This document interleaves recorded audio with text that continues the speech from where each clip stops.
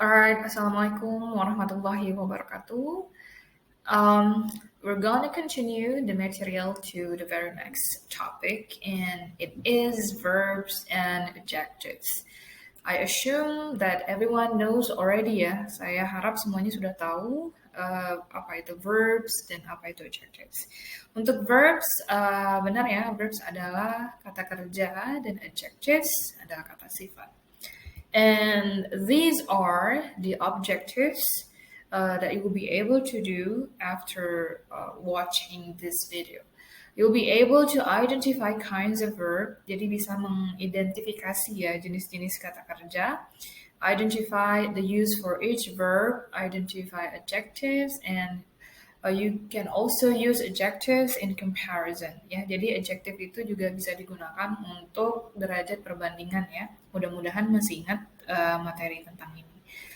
We're gonna break them down ya. Jadi kita bahas satu persatu. Ini adalah verbs dan fungsinya ya. Langsung Miss letakkan di sini. So verbs are used to show action. Jadi itu intinya to show action ya. Verbs ini kita sudah sangat familiar karena bahasa Indonesia pun memilikinya yaitu subjek predikat ya. Jadi verbs itu adalah predikat. Dan untuk verbs itu sendiri seperti yang saya sebutkan tadi mengindikasikan tindakan ya, aksi yang dilakukan oleh subject. So for example, I go to school every day. Jadi go di situ adalah verbsnya. Siapa yang melakukan aksinya yaitu I. Continue. Di sini ada types of verbs. Ya, sebenarnya ada 4, akan ada 2 lagi di next slide. Kita akan bahas yang pertama itu adalah simple form atau yang lebih familiar kalian itu dengan sebutan verb 1. Ya, verb 1, verb 2, verb 3 ya. Nah, simple form ini banyak sekali munculnya di present tense ya, khusus untuk subjek I, you, they, we. For example, I go, we go, they go, ya. Or muncul juga di models, ya. Models itu seperti will, can, should, must, dan teman-teman. Jadi segera setelah datangnya models ini, kita langsung bisa meletakkan kata kerja bentuk pertama. Seperti I can go, I must go, ya, seperti itu. Next is past form. Past form ini verb 2 ya. Perhatikan untuk past form sebenarnya ada 2 bentuk. Yang pertama ada bentuk regular dan bentuk irregular. Untuk yang regular mudah ya. Kalian tinggal menambahkan ed aja at the end of the verb. So for example untuk call, menelpon, bentuk pastnya adalah called. Menendang itu kick, bentuk pastnya adalah kicked yang regularnya. Nah, yang membuat mahasiswa itu sering bingung, ini ada bentuk past form yang irregular, enggak beraturan ya. Jadi enggak semata-mata hanya menambahkan ed, tapi benar-benar kita harus tahu perubahannya seperti apa. Contohnya ya banyak ya, misalnya melihat si, bentuk keduanya adalah saw, bentuk ketiganya adalah seen ya. Jadi memang enggak beraturan.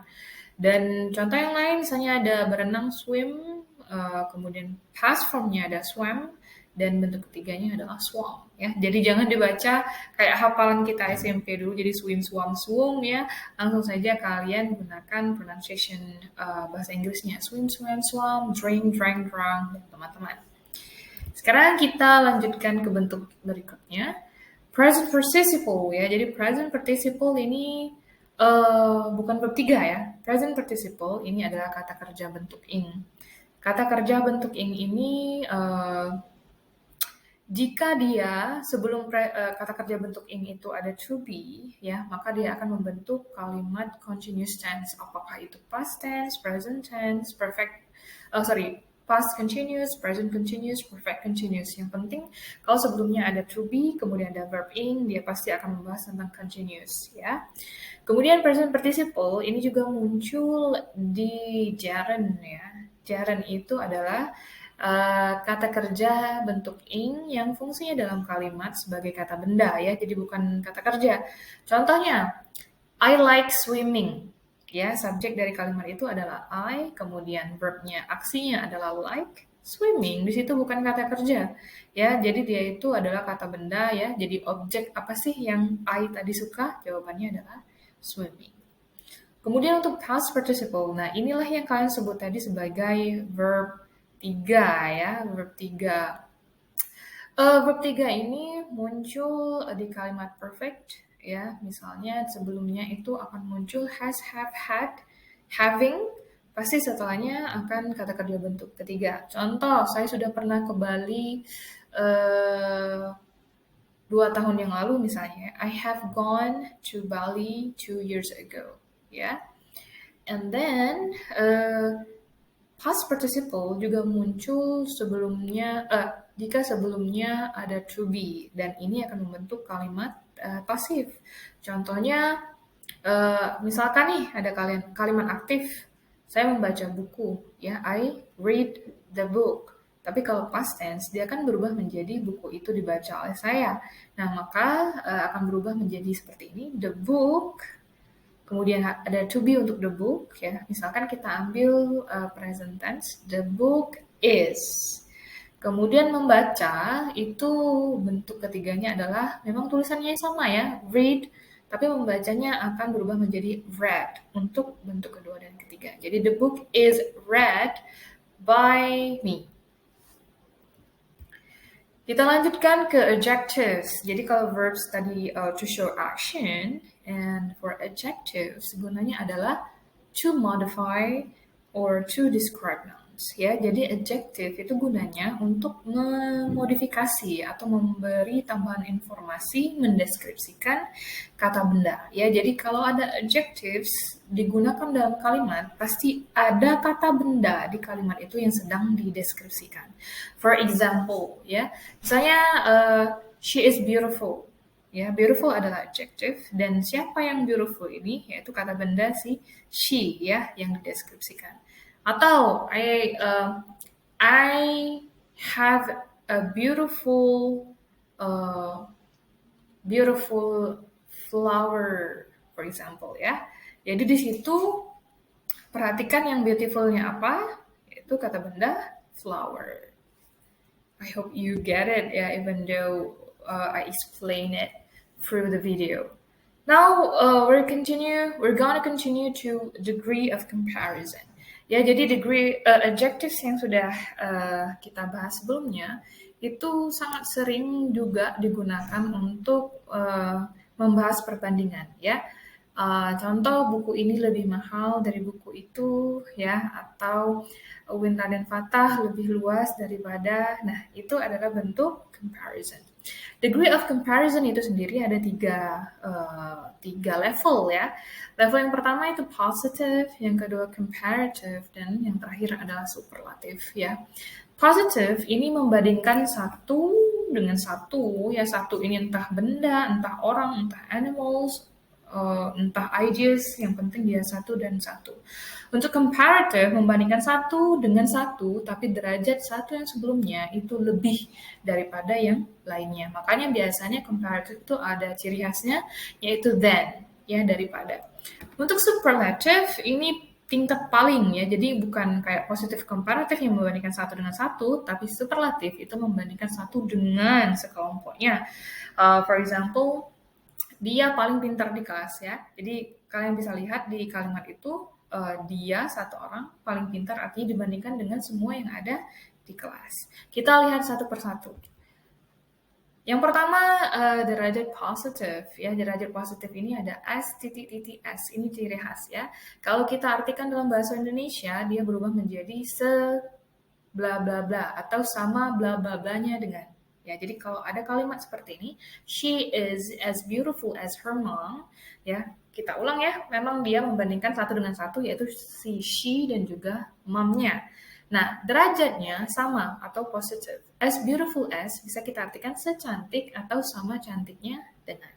Ya, jadi for example ada contoh, he is as smart as Einstein, ya. Dia sepintar atau sama pintarnya dengan Einstein. Jadi derajatnya sama. Kita lihat, kita bandingkan dengan yang comparative, ya. Nah, lihat di sini ada er dan more, ya. Jadi untuk membuat comparative sentence itu adjektifnya harus kita ubah dikit ya. Apakah dia akan berakhiran er atau diawali dengan more. Kalian lihat contoh di bawah. She is older than me. Ya, dari tadi itu kan as old as ya, kalau yang derajat positif. However, untuk comparative, itu harus ditambahkan older atau ditambahkan more. She is older than me, derajatnya satu si she itu lebih tinggi daripada si me. She is older than me. Kita lihat kalau this book ya, kalimat di bawahnya, this book is more expensive than others ya. Perhatikan di situ expensive enggak diakhiri er. This book is expensive itu enggak ada ya. Jadi begini, kalau dia memiliki suku kata yang satu atau dua, itu bisa kalian tambah akhiran er. Contohnya, misalkan old jadi older, young jadi younger, ya. Misalnya heavy, yang kata Miss dua suku kata, heavy bisa jadi heavier, ya lebih berat. Nah, untuk yang 3 atau lebih, itu kalian harus menambahkan more di depannya dan tidak usah menggunakan er lagi.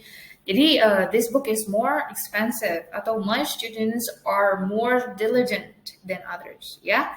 Kalian bisa lihat di situ diligent ada 3 suku kata, maka dia akan ditambahkan more. Terakhir derajatnya adalah superlative. Jadi superlative itu tingkat paling. Kalian perhatikan di sini ya. Jadi Miss juga menggunakan adjective yang sama, old dan juga expensive. Kalian lihat perubahannya ya. Jadi kalau tadi old untuk yang positive, comparative-nya jadi older, dan superlative-nya akan kalian akhiri dengan est dan diawali dengan the. My dad is the oldest of all his siblings. Ya, jadi ayah saya adalah anak tertua ya di antara siblingsnya. Kemudian kalau yang dia 3 atau lebih suku kata, itu harus kalian tambahkan the most. This watch is the most expensive one of all. Jadi jam ini lebih mahal daripada jam-jam lainnya. Alright, I think that's all for today, for today's material. Thank you for watching, and I'm gonna see you probably offline or online, I don't know. I will inform it in our WhatsApp group. And that's all. Wassalamualaikum warahmatullahi wabarakatuh.